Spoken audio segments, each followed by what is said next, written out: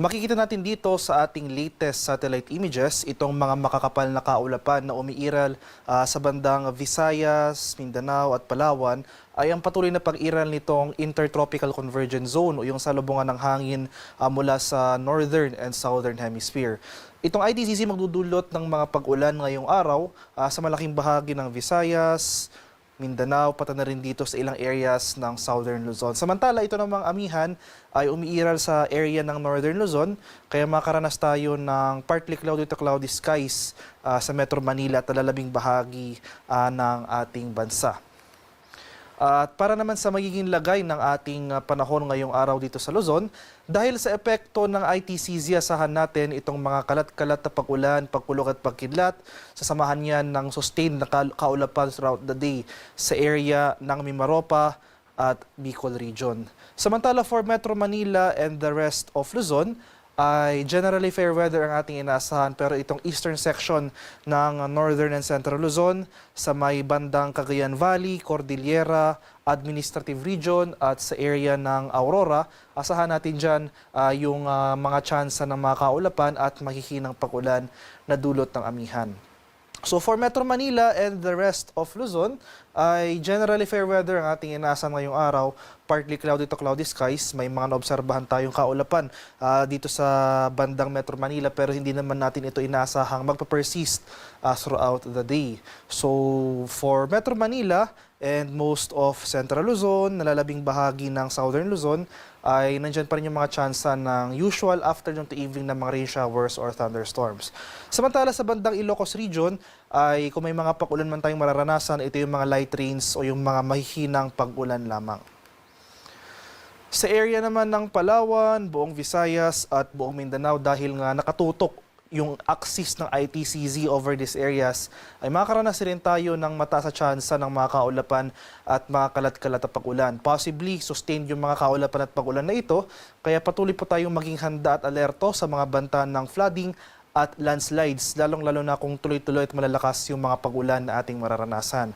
Patuloy tayong umantabay ng mga localized advisories sa ating mga lokalidad na ini-issue ng ating Pag-asa Regional Services Divisions. Ito yung mga rainfall advisories or heavy rainfall warnings. Sa kalagayan naman nating karagatan, kaninang alas 5 ng umaga nag-issue na tayo ng final na gale warning. So as of 5 AM, wala na tayong gale warning na nakataas, pero iba yung pag-iingat pa rin sa ating mga kababayan na maglalayag sa seaboards ng Northern Luzon dahil posible tayong makaranas dyan ng katamtaman hanggang sa maalong karagatan. At para naman sa ating 4-day weather outlook, so ito yung ating inaasahang panahon sa mga sunod na araw. So sa kasalukuyan, wala pa naman tayong minomonitor na low pressure area o namang sama ng panahon within the Philippine Area of Responsibility. Sa loob ng PAR, maski sa labas ng PAR, wala pa tayong minomonitor na low pressure area. So nananatiling maliit yung tsansa na magkaroon tayo ng bagyo within the PAR within the next 3 to 5 days. At para sa magiging lagay ng ating panahon from Sunday bukas hanggang Monday, magpapatuloy yung mga pag-ulan na dulot ng ITCZ sa may Visayas, Mindanao at sa Palawan. So, mababawasan na yung mga pag-ulan dito sa area ng Quezon, Bicol Region, itong inland areas ng Mimaropa. So, inasahan natin sa mga sunod na araw ay unti-unti nang bababa yung axis nitong Intertropical Convergence Zone. So, generally improving weather conditions pagsapit ng Tuesday to Wednesday sa mga nabanggit na lugar.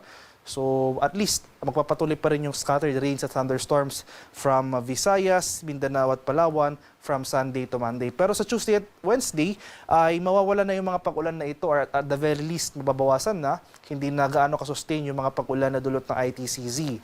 Pero may inaasahan tayong pagbugso nitong northeast monsoon o yung malamig na hanging amihan. So, inaasahan natin malaking bahagi ng Luzon mararanasan yung epekto ng amihan. So, kaakibat nito possibly yung pagbaba ng ating thunderstorm frequency or occurrence, especially sa hapon o sa gabi.